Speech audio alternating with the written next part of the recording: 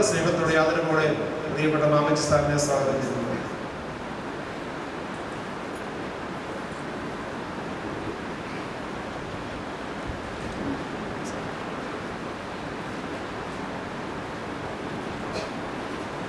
ആദരണീയനായ അഭിവന്ദനത്തിൻ്റെയും പ്രിയമുള്ള പട്ടക്കാരെ,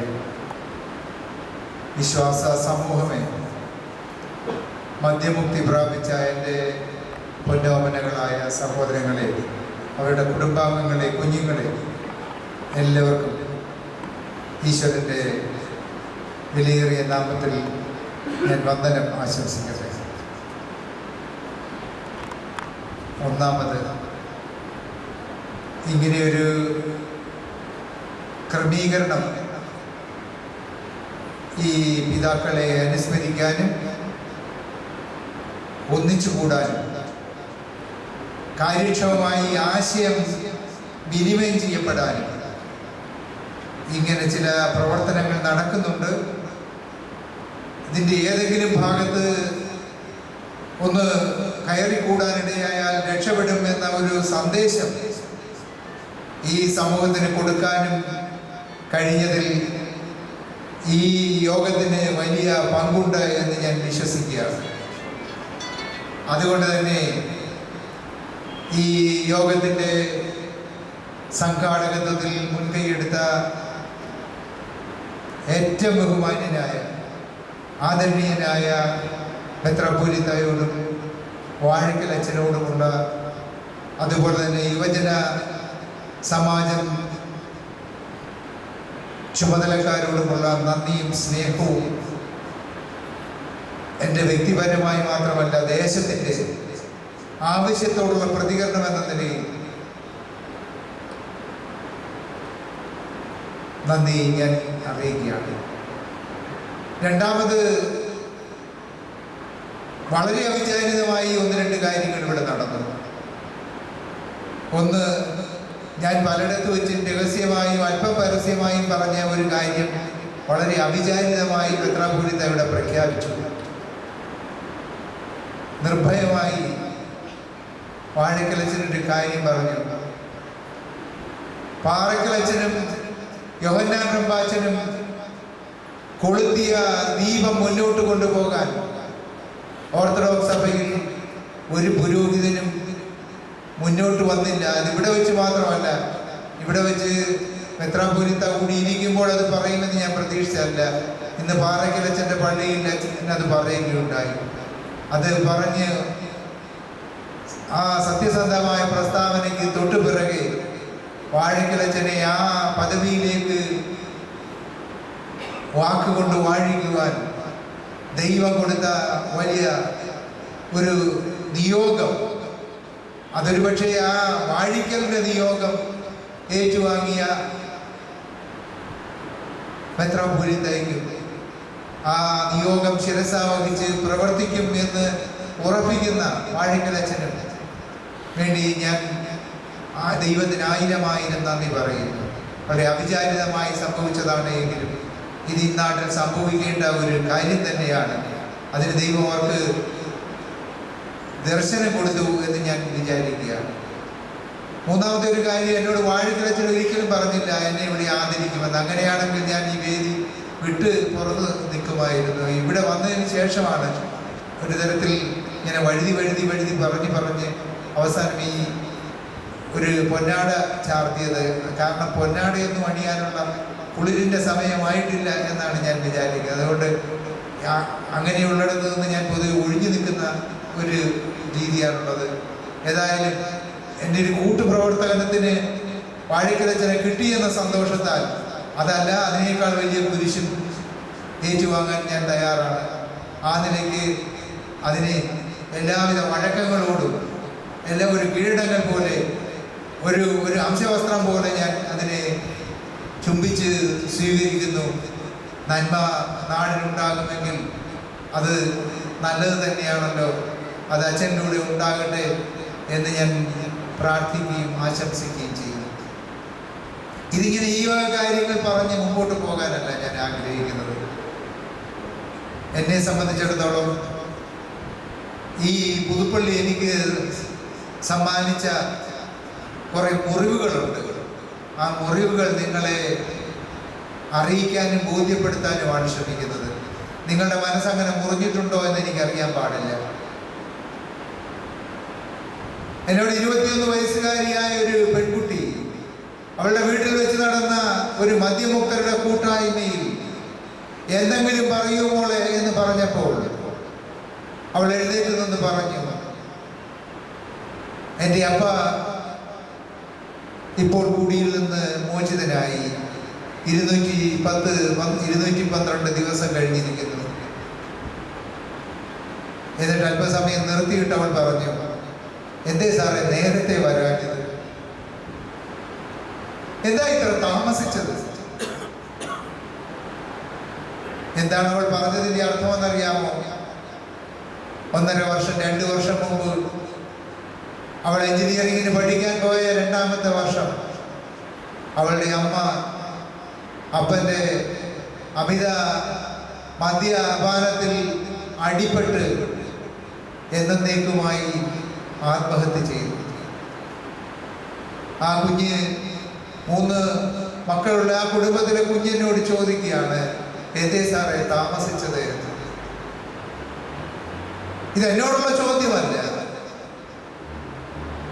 പുതുപ്പള്ളിയിൽ ചുറ്റുവട്ടത്തിൽ ജീവിക്കുന്ന അമ്മമാരോടുള്ള ചോദ്യമാണ്. എന്താ അമ്മച്ചി ഒന്ന് കയറി വരാത്തത്? എന്താ അപ്പച്ച കാതടച്ചിരിക്കുന്നത്? ഞങ്ങൾ കുടിയേറ്റ മക്കളായതുകൊണ്ടാണോ? ഞങ്ങളെ കണ്ടിട്ടൊന്ന് ചിരിക്കാത്തതെന്താണ്? എന്തെങ്കിലും ബാധ്യത ഉണ്ടാകുമെന്ന് വെച്ചാണോ? ഒരു നേരത്തെ ഭക്ഷണം തരണമെന്ന് വെച്ചാണോ? ഒരു നേരം ഞങ്ങളെ വിളിച്ചു കൊണ്ടുപോയി അന്തി ഉറക്കണമെന്ന് വെച്ചാണോ? എന്റെ വിദ്യാഭ്യാസത്തിന് സഹായം ഞാൻ ചോദിക്കുമെന്ന് വെച്ചാണോ? എന്തേ അപ്പച്ച നേരെ നോക്കാത്തത്? എന്തേ അമ്മച്ചി താമസിക്കുന്നത്? ഇത് എന്നോടുള്ള ചോദ്യം മാത്രമല്ല, നിങ്ങളോടുമുള്ള ചോദ്യമാണ്. ആ ചോദ്യത്തിന് മറുപടി കണ്ടുപിടിച്ചിട്ട് മാത്രമേ ഈ സാധനത്തിന്റെ മീറ്റിംഗിൽ നിന്ന് ഇറങ്ങിപ്പോകാവൂ. നിങ്ങൾ അതിന് മറുപടി കണ്ടെത്താൻ ബാധ്യസ്ഥരാണ്.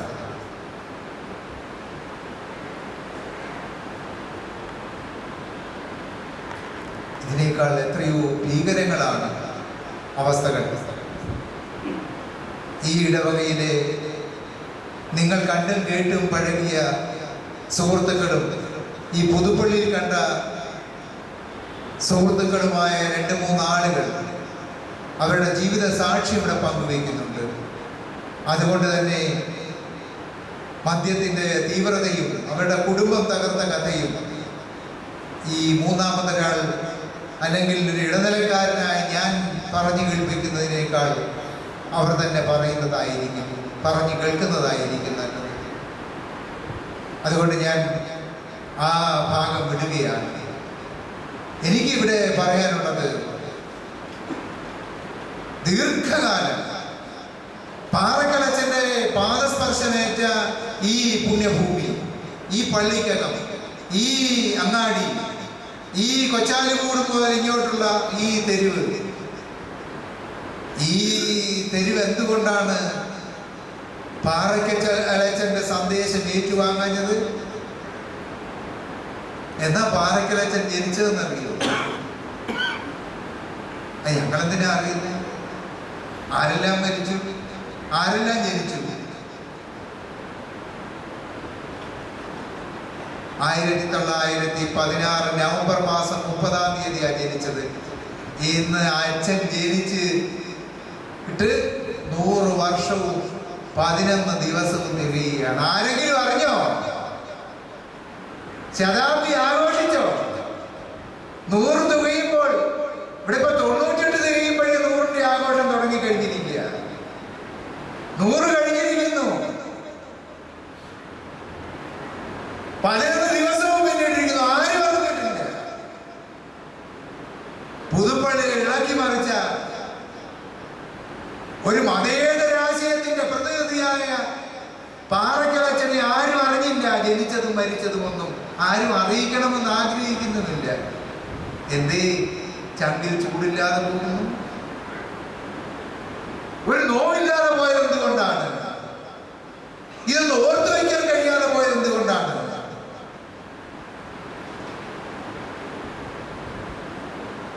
എത്രയും നമ്മൾ ആഘോഷിക്കും? 200 ആഘോഷിക്കുമോ? അന്ന് പാറയ്ക്കലച്ചനെ കണ്ടവരാര് കാണുവിടെ? ഞാൻ പറയട്ടെ, ആ ശബ്ദം കേട്ടവരും ആ രൂപം കണ്ടവരും ആ പ്രസംഗത്തിൽ മതിമറന്നവരും ഈ വർഷം ഓർത്തില്ല എങ്കിൽ 2016 നവംബർ 30 എന്നൊരു ദിനം ഓർത്തില്ല എങ്കിൽ പിന്നെ ആരോർക്കും? ഡിസംബർ 5 പാറയ്ക്കലച്ചന്റെ ജന്മദിനം.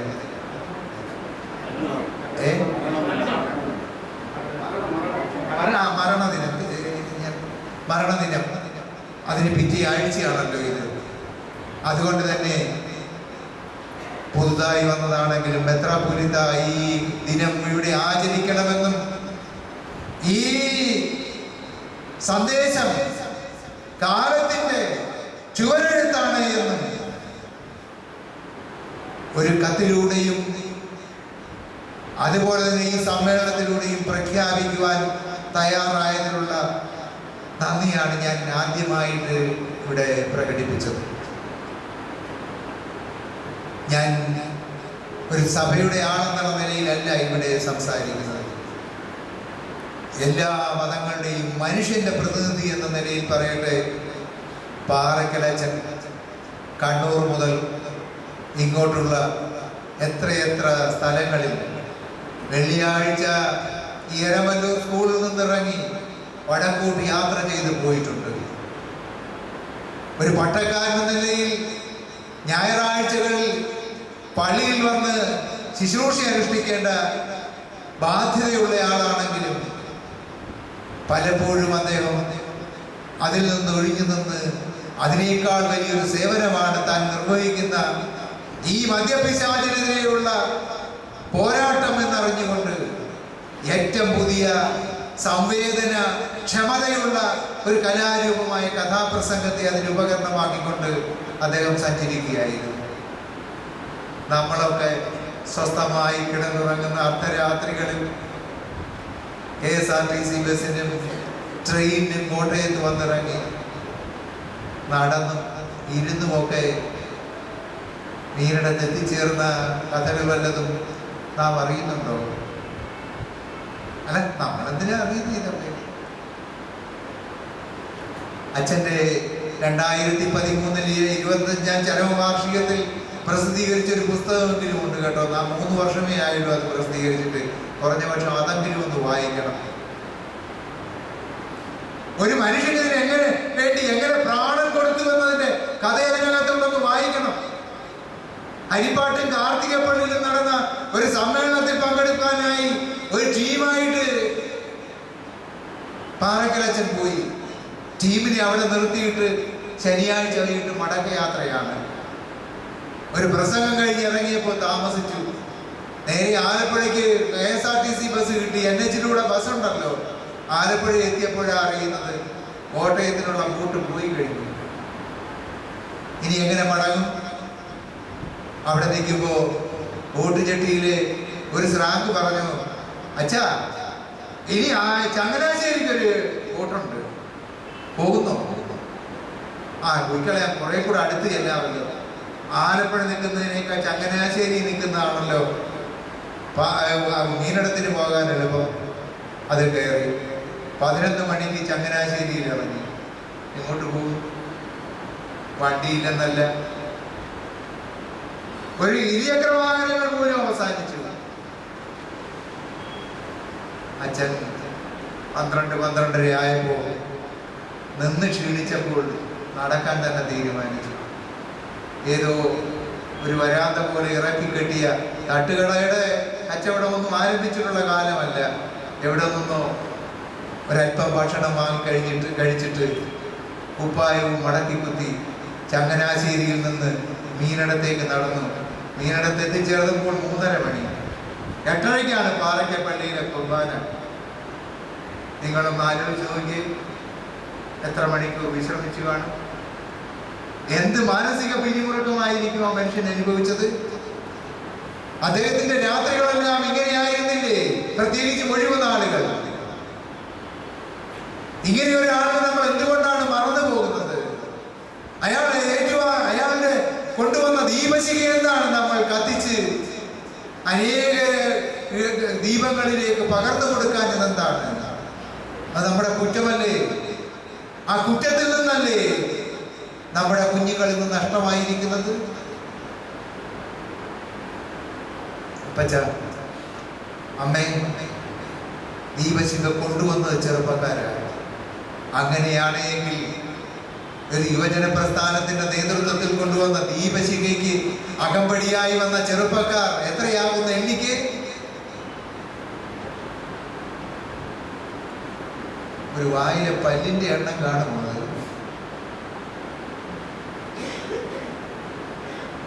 അതിൽ താഴെയായിരിക്കും. ഇവിടെ പോയി നമ്മുടെ ചെറുപ്പക്കാർ. ഞാൻ ഈ നിൽക്കുന്ന ഇടത്ത് നിന്നുകൊണ്ട് ഒരു ഫിലിമും കാണിച്ചിട്ട് ഇവിടുത്തെ സൺഡേ സ്കൂൾ കുട്ടികളോട് സംസാരിക്കാനായിട്ട് ശ്രമിച്ചു. അന്നും ഈ ഹോൾ നിറയെ സൺഡേ സ്കൂൾ കുട്ടികളില്ലായിരുന്നു. ഞാൻ ആരെയും കുറ്റപ്പെടുത്തുകയല്ല.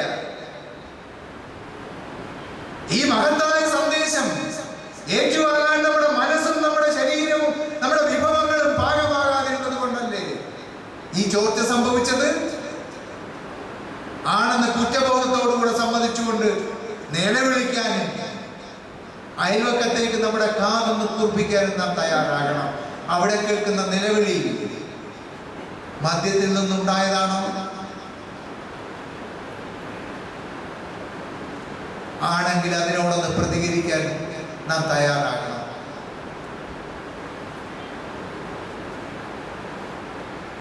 ഞാൻ നീട്ടുന്നില്ല. PC യോഹന്നാൻ റമ്പാച്ചൻ എൻ്റെ വീട്ടിൽ ഞാൻ ആകപ്പാടെ സൂക്ഷിക്കുന്ന ഒരു ചെറിയ തലയിൽ കുരിശിൻ്റെ ചിഹ്നമുള്ള ഒരു ചെറിയ പടം, അത് പൊത്തപ്പുറത്ത് ഞാൻ പോയപ്പോൾ റമ്പാച്ചൻ്റെ ശവസംസ്കാരത്തിൻ്റെ അടുത്ത് നിന്ന് കിട്ടിയത്. അത് മാത്രമാണ് ഞാൻ സ്വകാര്യമായി സൂക്ഷിച്ചിട്ടുള്ളത്. ഇതാരാ എന്ന് പലപ്പോഴും എൻ്റെ വീട്ടിൽ വരുന്നവർ ചോദിക്കും. എൻ്റെ വീട്ടിൽ വരുന്നവർ ഒരു പ്രത്യേക വിഭാഗക്കാരാണെന്ന് വിചാരിക്കുക. ഞാൻ പറയും, ഇതാ PC യോഹന്നാൻ റമ്പാച്ചൻ. എന്താ ഇത് സൂക്ഷിക്കാൻ? ഞാൻ പറയും മാകാനത്തും ചുറ്റുവട്ടത്തുമൊക്കെ ഈ സർക്കാരുകളും വന്നുപോയ സർക്കാരുകളുമൊക്കെ അവിഹിതമായി ഷാപ്പുകൾ കൊടുത്തപ്പോൾ അതിൻ്റെ മുമ്പിൽ 150-200 ദിവസം ഞാൻ നിന്ന് സമരം ചെയ്തു. അന്നൊക്കെ എന്നോട് വന്നൊരു സാന്ത്വനം പറയാൻ കോട്ടിൻ്റെ പോക്കറ്റിൽ തപ്പി ഒരു 200-100 എടുത്ത് എൻ്റെ കൂടെ നിൽക്കുന്നവരുടെ കയ്യിൽ കൊടുത്ത് ഞാൻ വരാമെന്ന് പറഞ്ഞ് പോകാനും ഞാൻ ആ ഒരു മനുഷ്യനെ കണ്ടുള്ളൂ. അതുകൊണ്ട് തന്നെ കുറഞ്ഞൊരു കാലം കൊണ്ട് എൻ്റെ ഏറ്റവും വലിയ ചങ്ങാതിയായി മാറി. പറയട്ടെ, മാങ്ങാനത്തെ ഒരു ഷാപ്പ് നീക്കം ചെയ്യുക, ഒരു കള്ള് ഷാപ്പ് നീക്കം ചെയ്യാനായി മന്ദിരം കവലയിൽ 100 പേരുടെ ഒരു ഉപവാസ സത്യാഗ്രഹം എടുത്തു. ആ ഉപവാസ സത്യാഗ്രഹത്തിലാണ് അവസാനമായി PC യോഹന്നാൻ റമ്പാച്ചൻ മുഴു സമയം പങ്കെടുത്തത്. അത് കഴിഞ്ഞ് ഞാൻ എൻ്റെ വീട്ടിലേക്ക് കുണ്ടറയിലേക്ക് പോയി. 3 ദിവസം കഴിഞ്ഞപ്പോൾ എന്നെ എതിരേറ്റ് വന്ന വാർത്ത PC യോഹന്നാൻ റമ്പാച്ചൻ്റെ മരണ വാർത്തയായിരുന്നു. ആ പ്രഭാതത്തിൽ അതൊരു ഓഗസ്റ്റിലെ ഓണക്കാലമായിരുന്നു. എനിക്ക് എത്ര പ്രിയമായിരുന്നു. അദ്ദേഹത്തിന്റെ പല പ്രവർത്തനങ്ങളോടും എനിക്ക് സംശയമായിരുന്നു. അതിന്റെ കാര്യമൊന്നും ഞാൻ പറയുന്നില്ല. എന്നാൽ മദ്യവിരുദ്ധ പ്രവർത്തനത്തിൽ എത്തിച്ചേർന്നപ്പോൾ അദ്ദേഹത്തെ വാരിപ്പുണരാൻ കോരിക്കുടിക്കാൻ തക്ക പാകത്തിലുള്ള ഒരു സ്നേഹമാണ് എനിക്കുണ്ടായത്. കാരണം അത്ര നിഷ്കപടമായിരുന്നു മദ്യവിരുദ്ധ പ്രവർത്തനങ്ങൾ PC യോഹന്നാൻ റമ്പാച്ചന്റെ സാന്നിധ്യം. ആദ്യം പാറക്കലച്ചൻ പറഞ്ഞതുപോലെ വടക്ക് നിന്ന് തെക്കോളം എത്തിച്ചേരാത്ത നാടുകളില്ല. ഒരു പഴയ അംബാസഡർ കാറുമായിട്ട് അങ്ങ് പോവുകയായിരുന്നു. അവസാനം ഒരു പുതിയ കാറ് കിട്ടിയപ്പോൾ മാങ്ങാനത്ത് നടന്ന സത്യഗ്രഹ സ്ഥലത്ത് അത് കൊണ്ടുവരികയും ചെയ്തു. ഇനി നമുക്ക് ബ്രേക്ക് ഡൗൺ ഇല്ലാതെ ഓടാമെന്നൊക്കെയാ പറഞ്ഞത്. പിന്നെ നേരിൽ കണ്ട് സംസാരിക്കാൻ കഴിഞ്ഞില്ല. ഞാൻ പറയട്ടെ, എന്തേ ഇവർക്കുള്ള ഒരു മനോഭാരം നമുക്കില്ലാതെ പോകുന്നു?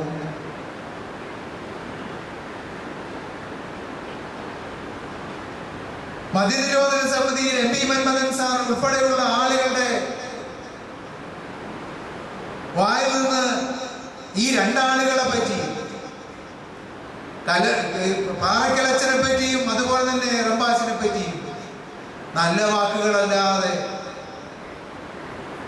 ഈ പരിമിതികളെ ഇവിടെ തോട് പൊട്ടിച്ചവർ എങ്ങനെ പുറത്തു വന്നു എന്നാണ് മദ്യനിരോധന സമിതിയുടെ ഭാരവാഹികൾ ചോദിക്കുന്നത്. ഈ സഭയുടെ ഈ ഘടനയുടെ കോട് പൊട്ടിച്ചുകൊണ്ട് എങ്ങനെയാണ് ഈ അനന്തമായ വികായത്തിലേക്ക് ഈ ഒരു പ്രവർത്തനവുമായി ഇവരെങ്ങനെയാണ് പുറത്തു വന്നത്? ഞായറാഴ്ച മതപരമായ ചടങ്ങുകളേക്കാൾ അധികമായി ഈ പ്രവർത്തനങ്ങളെ എങ്ങനെയാണ് ഇവർ സ്നേഹിക്കുകയും ആദരിക്കുകയും ചെയ്യുന്നത് എന്ന് അവർ ചോദിക്കാനിടയായി. എനിക്ക് പറയാനുള്ളത് അത് തന്നെയാണ്. ഈ ലോകം ചോദിക്കണം, ഇവരെങ്ങനെയാണ് ഈ നന്മയ്ക്ക് വേണ്ടി അണിനിരക്കുന്നത് എന്ന്. നമ്മൾ നന്മയ്ക്ക് വേണ്ടി നിൽക്കുകയാണെന്ന് നമ്മൾ പറഞ്ഞാൽ പോരാ, ലോകം സാക്ഷ്യപ്പെടുത്തണം. യേശു ലോകത്തിലേക്കാണ് വന്നത്, ലോകത്തെ വീണ്ടെടുക്കാനാണ് വന്നത്. ഈ വീണ്ടെടുപ്പിന്റെ പ്രക്രിയ പള്ളിക്കുള്ളിൽ നടക്കേണ്ടത് മാത്രമല്ല, പള്ളിക്ക് പുറത്ത് ലോകത്ത് നടക്കേണ്ടതാണ്. ഞാൻ പറയട്ടെ, യോഹന്നാൻ റംബാസിനെ പറ്റിയും പാറക്കലച്ചനെ പറ്റിയും സെക്കുലർ സമൂഹം, മതേതര സമൂഹം അവരുടെ നെഞ്ചോട് ചേർത്ത് അവരുടെ പ്രവർത്തനങ്ങളെ ആദരിക്കുന്നുണ്ട്.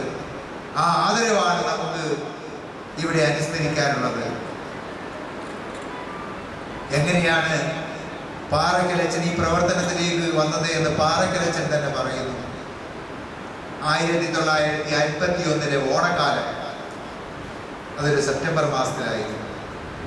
അന്ന് പുതുപ്പള്ളി സ്കൂൾ മൈതാനത്ത് ഒട്ടനവധി ജാതി മത ബഹുലതകളുള്ള ഒരു യോഗം നടന്നു. മുണ്ടകപ്പാടം മന്ദിരത്തിന്റെ സ്ഥാപകനായ PC ജോർജ് സാർ ആയിരുന്നു അതിന്റെ സംഘാടകൻ. പക്ഷേ യോഗം നടക്കുന്ന ദിവസം വന്നപ്പോ, തിരുവോണ ദിവസം വന്നപ്പോ സാറ് ക്ഷീണിതനായി, രോഗിയായി തീർന്നു. അന്ന് സ്വാഗതം പറഞ്ഞത് പാറക്കലച്ചനാണ്. യോഗത്തെ സ്ഥലത്ത് കിടന്നുകൊണ്ടാണ് PC ജോർജ് സാർ അതിൽ പങ്കെടുത്തത്. അന്ന് ഏറെ ക്ഷീണിതനായി സാർ മടങ്ങിപ്പോവുകയും ചെയ്തു. ആ 51 സെപ്റ്റംബറിൽ തന്നെ PC ജോർജ് സാർ മരിച്ചു. 10-15 ദിവസമേ എടുത്തുള്ളൂ ഈ യോഗത്തിന് ശേഷം. 2 ദിവസം മുമ്പ് മരണത്തിന് 2 ദിവസം മുമ്പ് കാണാൻ ചെന്നപ്പോൾ PC ജോർജ് സാർ പാറക്കച്ചനോട് പറഞ്ഞു, അച്ഛാ, ആ കാര്യം അച്ഛൻ ചെയ്യണം. അക്കാര്യം എന്ന് പറഞ്ഞത് മദ്യവർജന സമിതിയുടെ കാര്യമായി. മന്ദിരം ആശുപത്രിയുടെയോ അഗതി മന്ദിരത്തിന്റെയോ കാര്യം അല്ല, അക്കാര്യം. അങ്ങനെയാണ് 1951 ആദ്യമായി കേരളത്തിൽ മദ്യവർജന പ്രസ്ഥാനം ആരംഭിക്കുന്നത്. 52 ആയപ്പോൾ അത് ജില്ലയൊട്ടാകെ പരന്നു. 1953 മദ്യവർജന സമിതി എന്ന് പറഞ്ഞ് അഖില കേരള മദ്യവർജന സമിതി എന്നൊരു സമിതി രൂപം കൊള്ളുകയും ചെയ്തു. മദ്യവർജന പ്രവർത്തനത്തിലൂടെ മുമ്പോട്ട് പോയി ഏറെ പോയപ്പോഴാണ് ഒരു കാര്യം മനസ്സിലാകുന്നത്, വർജനം കൊണ്ട് മാത്രം പ്രയോജനമില്ല. അതൊരു പാറക്കലച്ചൻ തന്നെ അനുഭവത്തിൽ തന്നെ പറയുന്നത് ഇങ്ങനെയാണ്: ഞാൻ ചെല്ലുമ്പോൾ എൻ്റെ കഥാപ്രസംഗമൊക്കെ കേട്ട് ആവേശഭരിതരായി തീരുന്നവരുടെ കാൽകിൽ വന്ന് വീട് പറയും, അച്ഛോ ഇല്ലച്ചോ ഇല്ല, നിർത്തി. പക്ഷേ 1 വർഷമോ 1.5 വർഷമോ കഴിഞ്ഞ് വീണ്ടും അവിടെ സമ്മേളനത്തിൽ ചെല്ലുമ്പോൾ ആടിയും കുഴഞ്ഞ് നിർത്തിയ ആൾ വീണ്ടും വരും. അപ്പോൾ എനിക്കൊരു കാര്യം മനസ്സിലായി, ബോധവൽക്കരണവും വർജനവും അല്ല, ഈ സാധനത്തിൻ്റെ ലഭ്യത കുറച്ചേ പറ്റൂ എന്ന കാര്യം ഞാൻ മനസ്സിലായി. അങ്ങനെയാണ് ഞാനൊരു മദ്യനിരോധന സമിതി പ്രവർത്തകനായി MP മന്മഥൻ സാറിനോടൊപ്പം G കുമാരപിള്ള സാറിനോടൊപ്പവും ഒക്കെ പ്രവർത്തിക്കാൻ തയ്യാറായത് എന്ന് അച്ഛൻ തന്നെ പറയുന്നുണ്ട്. നിരോധനവും വർജനവും ഒരുമിച്ച് കൊണ്ടുപോകേണ്ട പ്രക്രിയകളാണ്. അല്ലാതെ രണ്ടും വേറിട്ട് നിൽക്കേണ്ടതല്ല എന്ന കാര്യം എനിക്ക് മനസ്സിലായി എന്ന് പാറക്കൽ അച്ഛൻ പറയാനിടയായി. അങ്ങനെയാണ് അച്ഛൻ മദ്യനിരോധന സമിതിയുടെ പ്രവർത്തകനായി തീർന്നത്. ഞാൻ അവസാനിപ്പിക്കട്ടെ. ഈ പുണ്യാത്മാക്കളെ നാം സ്മരിക്കുമ്പോൾ നമുക്ക് ചെയ്യാനുള്ള ഒരു കാര്യം, ഞാനിവിടെ എനിക്ക് പിറകെ 2-3 പേർ വളരെ സംക്ഷിപ്തമായ സാക്ഷ്യം പറയാനായിട്ട് വരുന്നുണ്ടല്ലോ. ആ സാക്ഷ്യം നിങ്ങൾ കേൾക്കുന്നതിലൂടെ ഓരോ വീടും അനുഭവിക്കുന്ന വേദന എന്താണെന്ന് ഉൾക്കൊണ്ട് എൻ്റെ വീട്ടിൽ ഇതില്ലല്ലോ എന്ന് ആഹ്ലാദിക്കുകയല്ല, എൻ്റെ അടുത്ത വീട്ടിൽ ഇതുണ്ടല്ലോ, എനിക്കൊന്ന് ഇടപെടാനുള്ള ഒരിടം അവിടെയാണല്ലോ, അങ്ങനെ ഇടപെട്ടില്ലെങ്കിൽ ഞാൻ എൻ്റെ ദൈവികമായ ചുമതല നിർവഹിക്കുന്നില്ലല്ലോ എന്നൊരു ആത്മഭാരത്തോടുകൂടെ നമുക്ക് ആ കാര്യങ്ങളിലൊന്ന് ഇടപെടാനായിട്ട് ശ്രമിക്കാം. അങ്ങനെയുള്ള വീടുകളെ ഒന്ന് ചൂണ്ടിക്കാണിച്ച് പരിചയപ്പെടുത്താനായിട്ട് നിങ്ങൾ തയ്യാറാകണം. അവർക്ക് വേണ്ടി ഒന്ന് പ്രാർത്ഥിക്കാൻ നിങ്ങൾ തയ്യാറാകണം. ദേണ്ട പോന്നു, അവൻ കുടിക്കുന്നവനാ കേട്ടോ, സാറൊന്ന് സംസാരിച്ചാൽ കൊള്ളാം എന്ന് പറയരുത്. അങ്ങനെ ദേണ്ട പോന്നു എന്നല്ല പറയേണ്ടത്.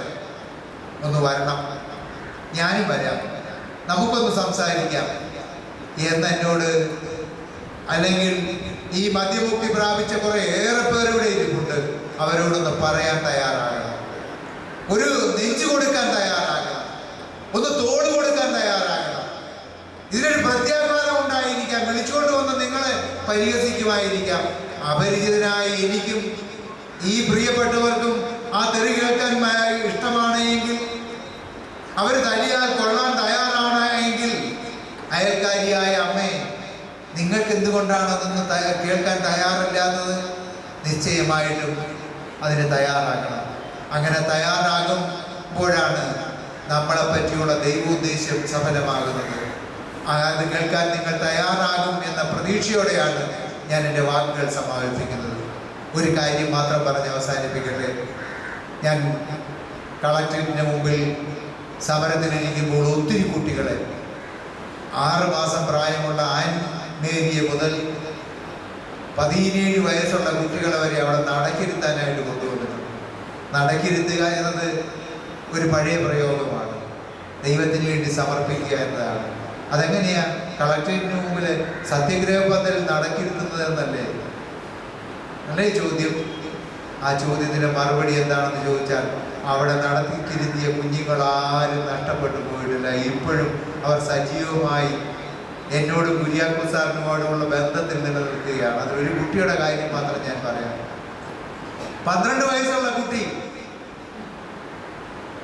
അവന്റെ സ്ഥിരീകരണത്തിനുള്ള കുർബാന, ആദ്യ കുർബാന കഴിഞ്ഞ ആഴ്ച അവൻ സത്യഗ്രഹ പന്തലിൽ വന്നു. കടുത്തുരുത്തി ഭാഗത്തു നിന്നാണ് വന്നത്. വന്ന് അവൻ അവിടെ വിഷണ്ണനായി പന്തലിരുന്നു. ഒരു 12 വയസ്സുകാരനെ കിട്ടിയല്ലോ എന്ന സന്തോഷത്തിൽ ഞാൻ അങ്ങനെ ഇരിക്കുമ്പോൾ അവനവൻ്റെ വേദന എന്നോട് പറഞ്ഞു. ആ വേദന ഇതാണ്: സാറേ, എൻ്റെ ആദ്യ കുർബാന കഴിഞ്ഞ ആഴ്ചയായിരുന്നു. ആദ്യ കുർബാനയിൽ എന്നെ കൈപിടിച്ചിട്ട് സാത്താന്റെ കയ്യിൽ നിന്ന് നിന്നെ വിടുവിച്ച് ഞാൻ യേശുവിന്റെ കരങ്ങളിലേക്ക് കൊടുക്കുകയാണെന്ന് എൻ്റെ പട്ടക്കാരൻ എന്നോട് പറഞ്ഞു. ഞാൻ സന്തോഷിച്ചു. ഇപ്പോൾ ഞാൻ പിടിച്ചിരിക്കുന്നത് എൻ്റെ യേശുവിൻ്റെ കരങ്ങളിലാണല്ലോ എന്ന് ഞാൻ വിശ്വസിച്ചു. രാവിലെ ആയിരുന്നു കുർബാന. രാവിലെയുള്ള കാപ്പി ഞങ്ങളുടെ വീട്ടിൽ ഒരുക്കിയിട്ടുണ്ടായിരുന്നു, അതെനിക്കറിയാമായിരുന്നു. കാപ്പി കുടിച്ച പലരും നടുക്കുള്ള മുറിയിലേക്ക്, അടച്ചിട്ട മുറിയിലേക്ക് കയറി പോകുന്നത് ഞാൻ കണ്ടു. അധികവും പുരുഷന്മാരായിരുന്നത് കൊണ്ട് ഞാൻ ശ്രദ്ധിച്ചു. കുപ്പിയും ഗ്ലാസും കൂട്ടിമുട്ടുന്ന ശബ്ദമാണ് അവിടെ കേട്ടത്. ചിലരൊക്കെ ഇറങ്ങിപ്പോയപ്പോൾ എൻ്റെ മനസ്സ് വല്ലാതെ പിടഞ്ഞു. എന്നാൽ അല്പം താമസിച്ചാണ് എൻ്റെ സൺഡേ സ്കൂൾ പഠിപ്പിക്കുന്ന എൻ്റെ അധ്യാപകൻ വന്നത്.